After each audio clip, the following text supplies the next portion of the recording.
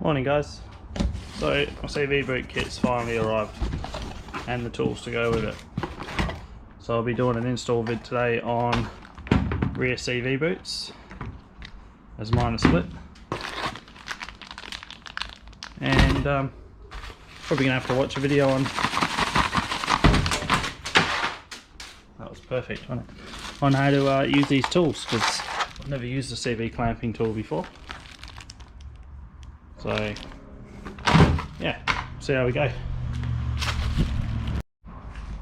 So as you would have seen on one of my other videos, I pointed out my rear left CV boot was split. Got grease and can't really see because it's dark, but I've got grease flicking up everywhere. And yeah, I haven't really gone full driving since because I didn't want to get shit in my CV.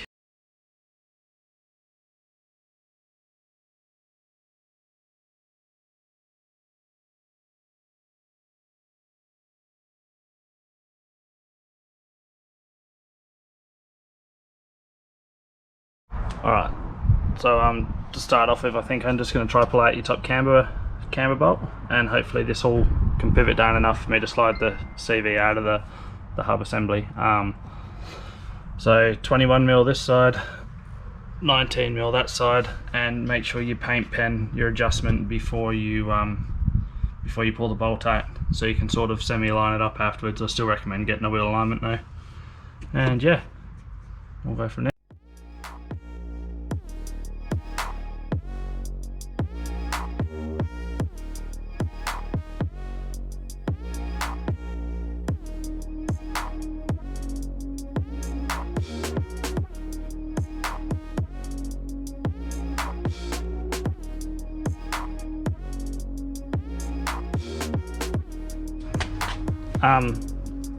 Just the top still hasn't given me enough really, so I'm just going to pull the bottom bolt out as well and then just leave a screwdriver of it here. I probably reckon I could have got away with actually pulling the bottom bolt and leaving the top one in, but now I've got the top one out, I'm just going to do the bottom as well and just have the whole hub assembly so I can pull it out.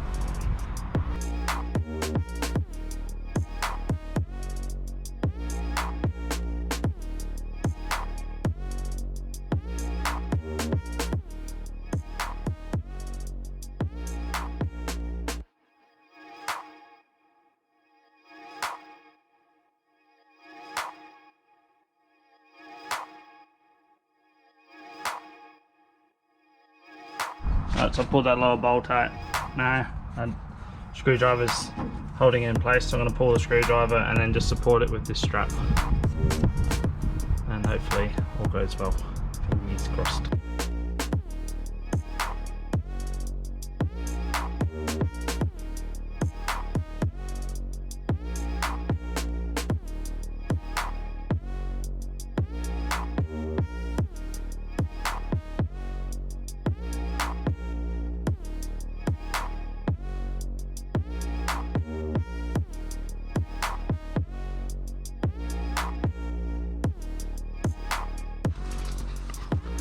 Right, so yeah, this is more of a watch, and don't freak out about that brake line, there's still plenty of flex in it.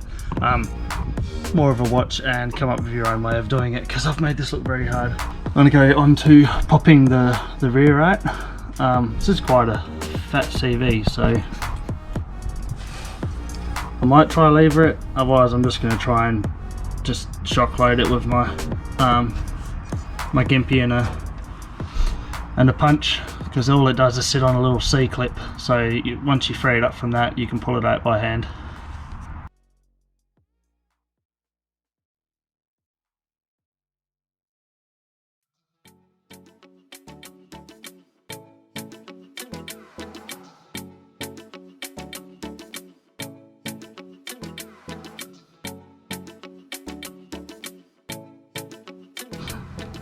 So the CV is all free.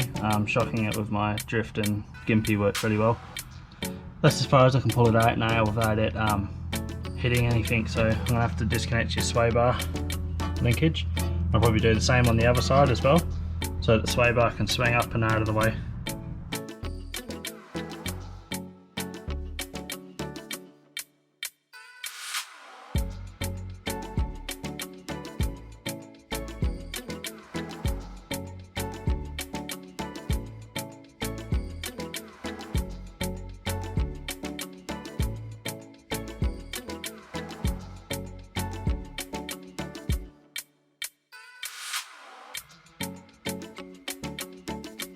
Now that looks a lot more roomy. Should have plenty of space now to get that out, hopefully. Fingers crossed. We did it, yeah! Alright, so heads up, for when you do it, what I would do is before you do anything, obviously pop your CV shaft bolt off, or your nut, 32mm. I would take these off as well. Forgot what size they are. Now these two bolts here anyway, I think they're a 17 or a 16mm multi-hex. I'll pull your caliper off, secondly, and then I'd still personally pull both, do your rear stabilizer arm and then pull top and bottom of this and just support it with a strap, and you've got heaps of room then to get this CV in and out. There's probably people that have done it before that can pull less off to get to it, but if you want trouble-free, hassle-free room to get the CV in and out, that's the order I'd do it in. And then both sides you want to pull your sway bar link off, and then you can just fold it up here. As I don't know if you took notice of the video before, but it was down there originally, so if you unbolt it from this side and the opposite side, then gives you heaps of room for activities. So much room. And most importantly, when you do a CV, jack the side of the car up higher than it needs to be, and then you don't lose oil out of your diff. So you just want to sit it like on an angle like that, and then all the oil stays below the CV access point. Yeah, just a little tip. Obviously I made it look hard, so let's change these boots. Alright, so first things first, I'm just going to cut this band here and this band here. Actually I could probably just unclip that one. Likewise on this side, because I'm changing both, and then I'm just going to slice the boot off.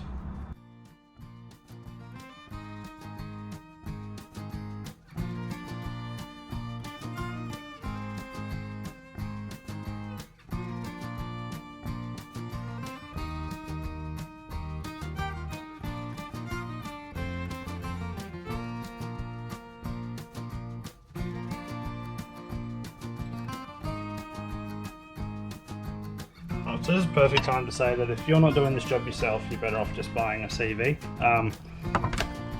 So to clean this joint out, you've got to hit this star face here. Basically it sits on a C-clamp like it does going into the diff. So just a nice knock with what should be a soft face hammer, but I don't have one, so I'm just going to use my little hammer. Yeah, just give it a knock and it should pop off. Fingers crossed.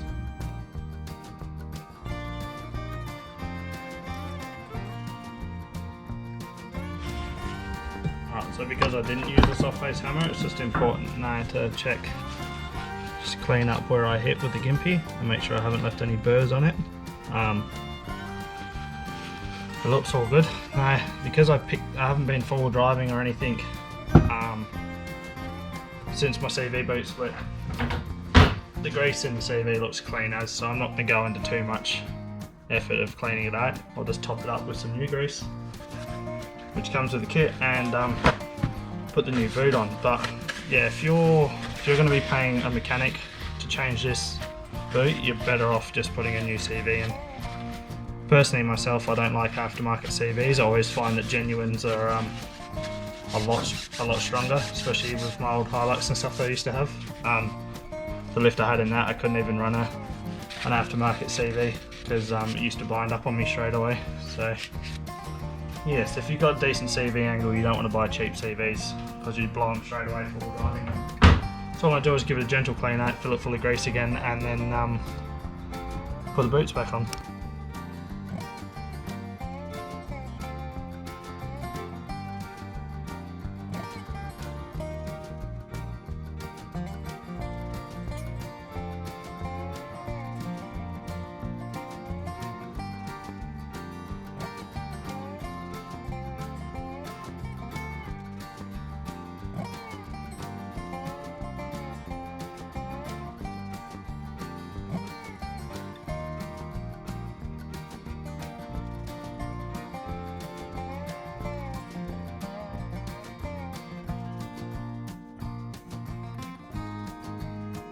Oh, thank God that's over.